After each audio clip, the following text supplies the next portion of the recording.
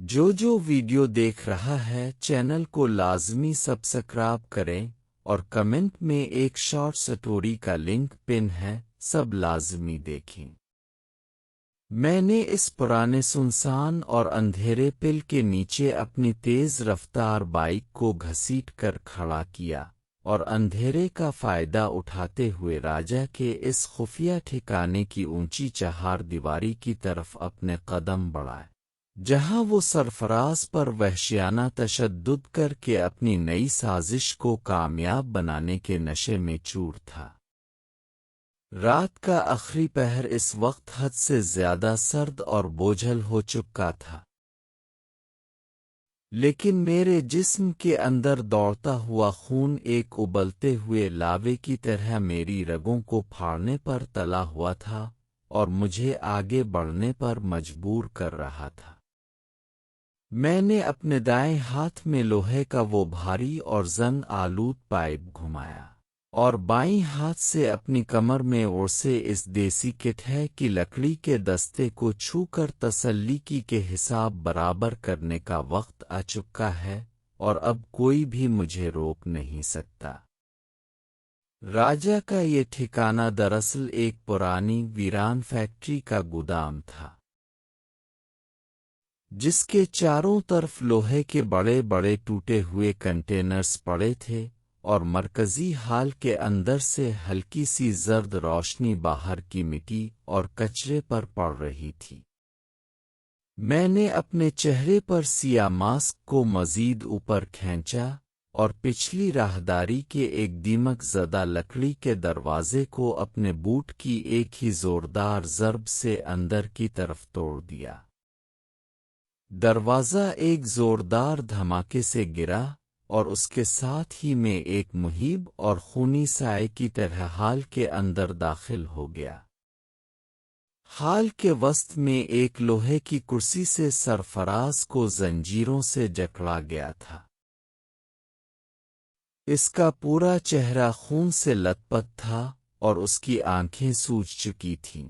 جبکہ راجا اپنے ہاتھ میں چمڑے کا بھاری ہنٹر لیے وحشیانہ انداز میں ہنس رہا تھا اور اس کے گرد چار مسلح غنڈے کھڑے تالیاں بجا رہے تھے۔ دروازہ ٹوٹنے کی آواز سنتے ہی راجا اور اس کے غنڈے چونک کر مڑے، لیکن اس سے پہلے کہ وہ اپنی پیسٹلیں نکال پاتے، میں نے ایک چیتے جیسی لچکدار جھپٹ کے ساتھ پہلے غنڈے کے سر پر لوہے کا پائپ اتنے زور سے مارا کہ اس کی کھوپڑی کے ٹوٹنے کی آواز فضا میں گونجی اور وہ بغیر کوئی آہ بھرے وہیں ڈھیر ہو گیا۔ دوسرے غنڈے نے خوفزدہ ہو کر اپنی گیند تانی تو میں نے بجلی کی تیزی سے گھوم کر اپنا لوہے کا پائپ اس کی کلائی پر مارا۔ گیند دور جا گری اور اگلے ہی سیکنڈ میں نے اپنا بھاری بوٹ اس کے جبڑے پر دے مارا، وہ چکرا کر لوہے کے ڈرم سے ٹکرایا اور بے ہوش ہو گیا۔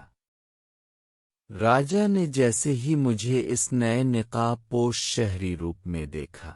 اس کے چہرے کا رنگ اڑ گیا اور اس کے ہاتھوں سے وہ چمڑے کا ہنٹر نیچے گر گیا، کیونکہ وہ ریلوے یارڈ میں میرے بازوؤں کا زور دیکھ چکا تھا اور اب موت کو اپنے سامنے کھڑا پا رہا تھا۔ باقی دو غنڈوں نے ایک ساتھ مجھ پر فائرنگ کرنے کی کوشش کی۔ گولیوں کی تڑتڑاہٹ سے اس بند ہال کی دیواریں لرز اٹھیں اور سیمنٹ کا غبار اڑنے لگا، لیکن میں نے ایک سیکنڈ ضائع کیے بغیر زمین پر ڈائیو لگائی اور پٹیوں کے درمیان پڑے ایک بڑے لوہے کے کنٹینر کے پیچھے پناہ لے لی۔ جیسے ہی ان کی گولیوں کا راؤنڈ ختم ہوا، میں نے اپنی کمر سے دیسی کٹا نکالا اور کنٹینر کی اوٹ سے نکل کر دو پے در پے فائر کیے۔ گولیاں سیدھی ان دونوں کی چھاتیوں میں جا دھنسیں اور وہ دونوں لہولہان ہو کر زمین پر تاش کے پتوں کی طرح بکھر گئے۔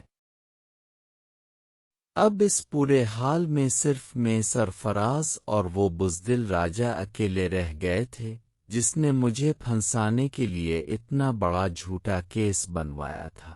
راجا نے پیچھے ہٹتے ہوئے زمین پر پڑی ایک پسٹل اٹھانے کی کوشش کی، لیکن میں نے پائپ کو پوری قوت سے اس کی طرف لہرایا۔ پائپ اس کے ہاتھ پر لگا اور اس کی انگلیاں ٹوٹ گئیں۔ وہ درد سے چلاتا ہوا گھٹنوں کے بل بیٹھ گیا۔ میں نے ایک خونی بکھرے ہوئے شیر کی طرح قدم بڑھائے اور اس کے بالوں سے پکڑ کر اس کا سر پیچھے کھینچا۔ اس کا چہرہ خوف سے سفید پڑ چکا تھا اور وہ اپنی جان کی بھیک مانگنے لگا۔ میں نے اپنی سرد اور جان لیوا آواز میں اس کے کان کے پاس کہا کہ راجا، تم نے سرفراز کو ٹارچر کر کے میرے خلاف جو چال چلی تھی وہ تمہاری زندگی کی آخری غلطی تھی۔ اب اگر اس دنیا میں ایک بھی سانس مزید لینا چاہتے ہو تو مجھے ابھی کے ابھی باچا خان کا وہ اصل پتہ بتاؤ جہاں وہ اس وقت چھپا ہوا ہے، ورنہ تمہارا یہ مغرور سر اس دھول میں رول دوں گا۔ راجا نے اپنے ٹوٹے ہوئے ہاتھ کو پکڑ کر روتے ہوئے اور ہچکچاہے لیتے ہوئے بتایا کہ شیرو، باچا خان اس وقت شہر کے سب سے پوش اور وی آئی پی علاقے میں واقع ایک بڑی گرین ویو حویلی کے اندر اپنے انٹرنیشنل شوٹرز کے ساتھ روپوش ہے اور وہیں سے اگلی کارروائی کنٹرول کر رہا ہے۔ یہ پکا پتہ معلوم ہوتے ہی میرے اندر کا غصہ اپنی آخری حد کو چھو گیا۔ میں نے پائپ کو پوری طاقت سے گھمایا اور راجا کی گردن پر ایسی کاری ضرب لگائی کہ اس کی سانس کی نالی ایک ہی پل میں بند ہو گئی اور وہ تڑپتا ہوا وہیں کیچڑ اور خون کے تالاب میں ٹھنڈا ہو کر ہمیشہ کے لیے مٹ گیا۔ میں نے اس کے اس نئے مہرے اور اس کی اس بھیانک سازش کو اسی کے خون سے دھو کر ختم کر دیا تھا۔ میں نے جلدی سے آگے بڑھ کر سرفراز کی زنجیروں کے تالے توڑے۔ وہ بیچارہ نڈھال ہو کر میرے کندھے پر گر گیا اور روتے ہوئے میرا شکریہ ادا کرنے لگا کہ میں نے اسے اس دوزخ سے نکال لیا۔ میں نے اسے سہارا دے کر ہسپتال کے ایک محفوظ خفیہ ٹھکانے پر منتقل کرنے کے لیے اپنے بندے کے حوالے کیا اور خود رات کی سیاہی میں اپنے اس نئے کرائے کے گھر کی طرف بائک پر روانہ ہو گیا جہاں میری روحی میرا انتظار کر رہی تھی۔ جب میں گھر پہنچا اور کمرے کا دروازہ بند کر کے اپنے کپڑوں سے راجا کا خون صاف کیا تو میرے دماغ میں باچا خان کی اس گرین ویو حویلی پر حملے کا پورا خونی پلان گھوم رہا تھا، جو پچھلے تمام مشن سے زیادہ خطرناک ہونے والا تھا کیونکہ وہاں اس کا پورا مافیا نیٹ ورک موجود تھا۔ میں نے روحی کو اپنے پاس بٹھایا اور اس کا ہاتھ تھام کر انتہائی سنجیدگی اور محبت سے کہا کہ روحی میری جان، راجا کا خاتمہ ہو چکا ہے اور اب باچا خان کا اصل پتہ میرے ہاتھ لگ گیا ہے۔ وہاں ایک بہت بڑا اور خونی معرکہ ہونے والا ہے جس میں گولیاں چلیں گی، اس لیے میں چاہتا ہوں کہ تم کچھ دنوں کے لیے اس شہر سے دور اپنے پرانے گھر میں اپنی ماں کے پاس چلی جاؤ تاکہ تم یہاں اس خطرے کے سائے سے بالکل محفوظ رہ سکو اور مجھے تمہاری کوئی فکر نہ رہے۔ میری یہ بات سنتے ہی روحی کے چہرے کا رنگ بدل گیا اور اس نے انتہائی پختگی اور ضد کے ساتھ اپنے سر کو نفی میں ہلا کر میرا ہاتھ اور زیادہ مضبوطی سے تھام لیا اور صاف انکار کرتے ہوئے کہنے لگی کہ شیرو، میں تمہیں اس خونی معرکے کے لیے اکیلے چھوڑ کر اپنی ماں کے پاس کبھی نہیں جاؤں گی اور نہ ہی اس گھر سے ایک قدم باہر نکالوں گی۔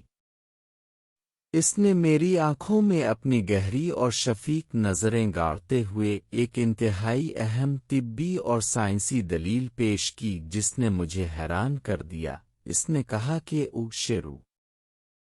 تم شاید یہ بھول رہے ہو کہ جنگل میں گولی لگنے کے بعد تمہارے جسمانی نظام کو بحال کرنے کے لیے میں تمہیں جو برطانوی کی خاص اور مہنگی دوائی روزانہ کھلا رہی ہوں، وہ تمہارے گہرے زخموں کا علاج تو کر رہی ہے، لیکن اس کے ساتھ ساتھ اس ہائی ڈوز دوا کا ایک بہت بڑا سائیڈ ایفیکٹ یہ بھی ہے کہ وہ تمہارے اندر کے مردانہ ہارمونز کو حد سے زیادہ تیز اور متحرک کر دیتی ہے۔ روحی نے حیا سے اپنی پلکیں جھکاتے ہوئے دھیمی آواز میں مزید کہا کہ اس طبی حالت میں تمہاری بیوی کا ہر وقت تمہارے پاس ہونا حد سے زیادہ ضروری ہے، تاکہ جب بھی دوا کے اثر سے تمہارے وہ ہارمونز اور جسم کی تپش انتہا کو چھوئے تو تم اپنی بیوی سے مل کر اس کے وجود کے قرب سے اپنے اس تناؤ اور بے چینی کو شانت کر کے مکمل سکون حاصل کر سکو۔ اگر میں تمہارے پاس نہ رہی تو یہ اندرونی تپش اور ہارمونز کا دباؤ تمہارے اعصاب کو کمزور کر دے گا اور تم دشمن سے لڑنے کے قابل نہیں رہو گے۔ اس لیے میرا یہاں تمہارے ساتھ رہنا تمہاری صحت اور بقا کا سوال ہے۔ روحی کی اس طبی اور محبت سے بھری دلیل کے سامنے میرے پاس کوئی جواب نہیں تھا۔ میں نے مسکرا کر اسے اپنے سینے سے لگا لیا اور ہم دونوں اس نئے گھر کے پرسکون رومانوی ماحول میں ایک بار پھر ایک دوسرے کے وجود میں کھو گئے تاکہ آنے والے طوفان سے پہلے وہ سکون حاصل کر سکیں۔ لیکن ابھی ہم اس پرسکون پہر سے باہر نکلے ہی تھے کہ صبح کے وقت میرے موبائل پر ایک بالکل نامعلوم اور پراسرار نمبر سے فون کال آئی جس نے ہمارے پیروں تلے سے زمین نکال دی۔ میں نے جیسے ہی فون اٹھایا تو دوسری طرف سے روزینہ کی لرزتی ہوئی اور جذباتی آواز میرے کانوں سے ٹکرائی۔ روزینہ جو کچھ عرصہ پہلے میرے اور روحی کے پاس اس نئے ہسپتال کے ٹھکانے پر کچھ دن رہ کر گئی تھی، اور جس کے ساتھ اس طویل تنہائی کے دوران روحی کی غیر موجودگی میں میرا ایک انتہائی گہرا پوشیدہ تعلق بن چکا تھا، اس وقت فون پر بری طرح رو رہی تھی اور اس کی سانسیں اکھڑی ہوئی تھیں۔ میں نے چونک کر پوچھا کہ روزینہ، کیا ہوا ہے؟ تم اتنی پریشان کیوں ہو اور اس وقت فون کیوں کیا؟ تو اس نے ایک ایسا شاکنگ اور ہلا دینے والا اعتراف کیا جس نے میرے پورے وجود کو سن کر کے رکھ دیا۔ روزینہ نے روتے ہوئے اور سسکیاں لیتے ہوئے انتہائی جذباتی لہجے میں کہا کہ شیرو، میں اس وقت ایک بہت بڑی الجھن اور معجزے سے گزر رہی ہوں۔ میں ڈاکٹر کے پاس گئی تھی اور میری رپورٹس آ چکی ہیں۔ میں تمہارے بچے سے امید سے ہوں۔ میں پریگننٹ ہو چکی ہوں اور یہ تمہارا ہی خون میرے اندر پرورش پا رہا ہے۔ یہ سنتے ہی میرے دماغ میں جیسے کوئی بہت بڑا بارود کا دھماکہ ہوا۔ میری آنکھیں پھیل گئیں اور میں نے اپنے پاس کھڑی روحی کی طرف دیکھا جو میری اس گھبراہٹ کو دیکھ کر تشویش میں مبتلا ہو رہی تھی۔ میں نے فون پر اپنی آواز کو سرد اور سخت بناتے ہوئے روزینہ سے کہا کہ روزینہ، تم پاگل ہو گئی ہو کیا؟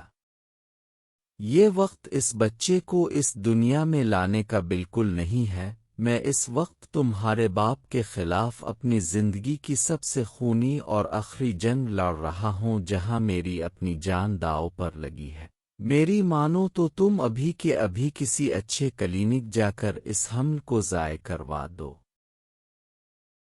روزینہ نے میری اس سخت بات کو سن کر تڑپتے ہوئے اور انتہائی جنونی محبت سے لبریز آواز میں صاف انکار کرتے ہوئے کہنے لگی کہ شیرو،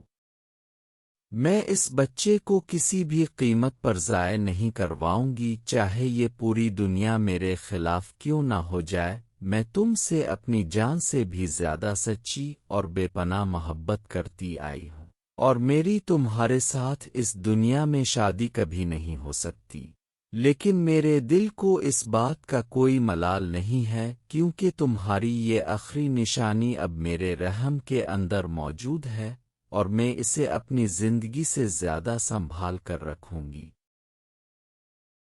اس نے روتے ہوئے مزید کہا کہ جب بھی مجھے تمہاری یاد ستائے گی میں اپنے اس بچے کے چہرے میں اپنے اس بہادر شیرو کا عکس دیکھ کر اپنی اس تنہائی کو کاٹ لوں گی اور اسے اس دنیا میں لا کر ہی دم لوں گی، چاہے مجھے اس کے لیے سڑکوں پر ہی کیوں نہ رولنا پڑے۔ روزینہ کے اس پکے اور جنونی انکار نے مجھے ایک بالکل نئی اور پیچیدہ آزمائش میں ڈال دیا تھا۔ میں نے فون بند کیا تو میرا سر چکرا رہا تھا۔ ایک طرف باچا خان کی گرین ویو حویلی پر حملے کا خونی پلان تھا،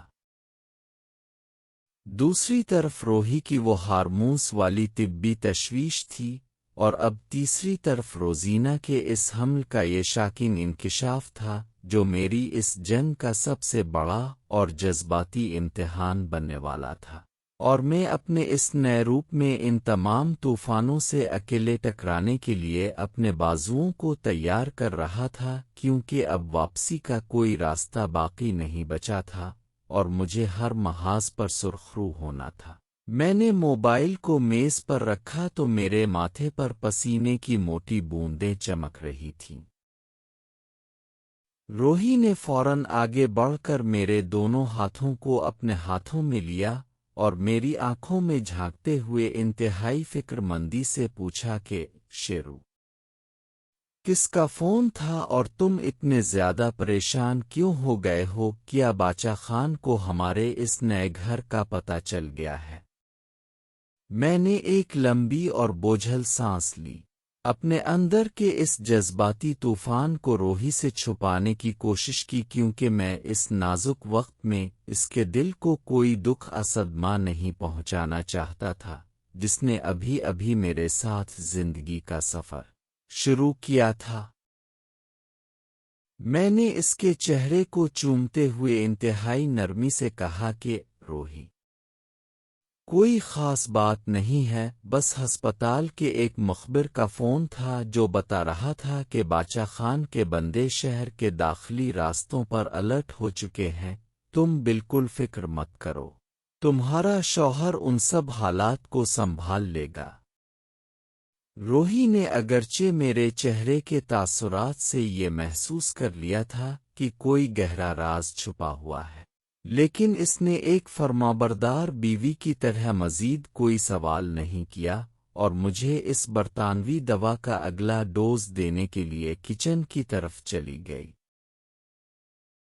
جبکہ میں اسی کھڑکی کے پاس کھڑا دور افق پر طلوع ہوتے ہوئے سرخ سورج کو دیکھ رہا تھا جو آنے والے ایک بہت بڑے، بھیانک اور خونی مرکے کا پتہ دے رہا تھا، جہاں اب مجھے باچا خان کی گرین ویو حویلی کو خاکستر کرنا تھا اور روزینہ کے اس بچے کے مستقبل کا فیصلہ بھی اسی جنگ کے انجام سے جڑا ہوا تھا جس کا آغاز اب ہونے جا رہا تھا، اور میں دشمن کو مٹانے کے لیے پوری طرح تیار تھا، اور اب کوئی بھی مجھے مٹا نہیں سکتا تھا کیونکہ میری طاقت اب دگنی ہو چکی تھی۔ جب میں اس ویران کمرے میں اکیلا رہ گیا تو روزینہ کی آواز اب بھی میرے کانوں میں پگھلے ہوئے سیسے کی طرح گونج رہی تھی کہ وہ بچے کو ضائع نہیں کروائے گی۔ میرے دماغ کی رگیں تن گئیں اور مجھے وہ دن یاد آئے جب ہسپتال کی پرانی چھت کے نیچے روحی کی غیر موجودگی میں روزینہ میری تنہائی کا واحد سہارا بنی تھی۔ وہ ایک ایسی رات تھی جب حالات نے ہمیں ایک دوسرے کے بہت قریب لا کھڑا کیا تھا، مگر میں نے کبھی نہیں سوچا تھا کہ اس ممنوعہ تعلق کا انجام ایک ایسے موڑ پر لا کھڑا کرے گا جہاں میری دنیا بکھرنے کے قریب پہنچ جائے گی۔ میں نے اپنی دونوں مٹھیاں اتنے زور سے بھینچی کہ لوہے کے پائپ کو مروڑنے والے پٹھے اب لرز رہے تھے۔ روحی میری قانونی بیوی تھی جس نے مجھے گولی لگنے کے بعد ایک نیا وجود بخشا تھا اور جس کی سائنسی اور طبی دلیل اس وقت بھی میرے جسم کے اندر برطانوی دوا کی صورت میں دوڑ رہی تھی۔ مگر روزینہ کا وہ جنونی پیار اور اس کے رحم میں پلنے والا میرا اپنا خون مجھے اندر سے کھوکھلا کرنے کے لیے کافی تھا۔ میں نے کھڑکی کا شیشہ کھولا تو صبح کی تیز اور ٹھنڈی ہوا نے میرے ماتھے کے پسینے کو تو سکھا دیا، لیکن میرے اندر لگی اس تشویش کی آگ کو ٹھنڈا نہیں کر سکی۔ مجھے سمجھ آ رہا تھا کہ باچا خان کی اس گرین ویو حویلی پر حملہ کرنے سے پہلے مجھے اس جذباتی دلدل سے اکیلے باہر نکلنا ہوگا، ورنہ دشمن میری اس ذہنی کمزوری کا فائدہ اٹھا کر مجھے ہمیشہ کے لیے مٹا سکتا ہے۔ اسی دوران روحی کچن سے واپس آئی، اس کے ہاتھ میں اس برطانوی دوا کا کیپسول اور پانی کا گلاس تھا۔ اس نے چہرہ اوپر اٹھا کر میری پھیلتی ہوئی آنکھوں میں دیکھا، جہاں اب بھی روزینہ کے فون کا اثر صاف جھلک رہا تھا۔ روحی نے گلاس میز پر رکھا اور میرے چوڑے سینے پر اپنا سر ٹکتی ہوئے انتہائی دھیمی اور ریشمی آواز میں کہا کہ شیرو، میں ایک ڈاکٹر ہوں اور تمہاری رگ رگ سے واقف ہوں۔ اس دوا کی ہائی ڈوز تمہارے اندر ہارمونز کی جو تپش پیدا کر رہی ہے، اس کا دباؤ مجھے تمہاری دھڑکنوں میں محسوس ہو رہا ہے۔ تم مجھ سے کچھ چھپا رہے ہو، لیکن میں تمہیں مجبور نہیں کروں گی۔ بس اتنا یاد رکھنا کہ میں تمہاری بیوی ہوں، اور اس مشکل وقت میں میرا تمہارے پاس ہونا ہی تمہارے اعصاب کو مضبوط رکھ سکتا ہے۔ میں نے روحی کے ان نازک اور گورے کندھوں پر اپنے ہاتھ رکھے اور اسے اپنے وجود کے اور زیادہ قریب کر لیا۔ اس کا یہ لمس اور اس کی یہ سچی محبت اس وقت میرے لیے ایک ایسی پناہ گاہ بن گئی تھی جو مجھے روزینہ کے اس شاکنگ اعتراف کے عذاب سے کچھ دیر کے لیے نجات دلا رہی تھی۔ میں نے دوا کھائی اور پانی کا آخری گھونٹ حلق سے نیچے اتارا تو مجھے محسوس ہوا کہ میرے جسم کے اندر کا درجہ حرارت اب دوبارہ اس خونی جنگ کے لیے تیار ہو رہا ہے، جہاں اب مجھے باچا خان کے اس پورے مافیا نیٹ ورک کو نیست و نابود کرنا تھا، اور اس گرین ویو حویلی کو ان کی قبر بنانا تھا، تاکہ اس شہر سے اس ظلم کا خاتمہ ہمیشہ کے لیے ہو سکے۔ میں نے اپنے ذہن کے ایک کونے میں روزینہ کی فکر کو مقفل کیا اور دوسرے کونے میں باچا خان کی اس گرین ویو حویلی کا پورا نقشہ بچھایا جو راجا نے مرنے سے پہلے مجھے دیا تھا۔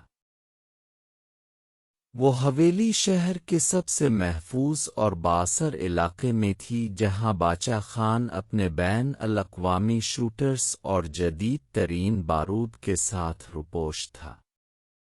میں جانتا تھا کہ یہ مشن پچھلے تمام ایکشنز سے بالکل مختلف اور خونی ہونے والا ہے، کیونکہ وہاں دشمن سامنے سے وار کرنے کے لیے تیار ہوگا۔ مگر میرے بازوؤں میں اس وقت روحی کی محبت کا وہ عہد اور اس کی طبی دلیل کی طاقت بجلی بن کر دوڑ رہی تھی، جو مجھے اس دنیا کے کسی بھی مافیا کے سامنے ناقابل شکست بنانے کے لیے کافی تھا۔ میں نے اپنی کمر کے پیچھے اس دیسی کٹھے کو دوبارہ چیک کیا۔ اپنے نئے چہرے پر کالا چشمہ چڑھایا اور روحی کی طرف دیکھ کر ایک فاتحانہ مسکراہٹ کے ساتھ کہا کہ روحی، اب وقت آ گیا ہے کہ باچا خان کو اس کے اپنے ہی ہوم گراؤنڈ پر ڈھیر کیا جائے۔ تم بس یہاں میرے لیے دعا کرنا۔ اور اسی عزم کے ساتھ میں اس نئے کرائے کے گھر کے پچھلے دروازے سے نکل کر رات کے آخری اندھیرے میں غائب ہو گیا، کیونکہ اب مجھے اس سلطنت کو ہمیشہ کے لیے خاکستر کرنا تھا اور اپنے باپ کے خون کا آخری حساب برابر کرنا تھا، جس کا فیصلہ اب بہت جلد ہونے والا تھا۔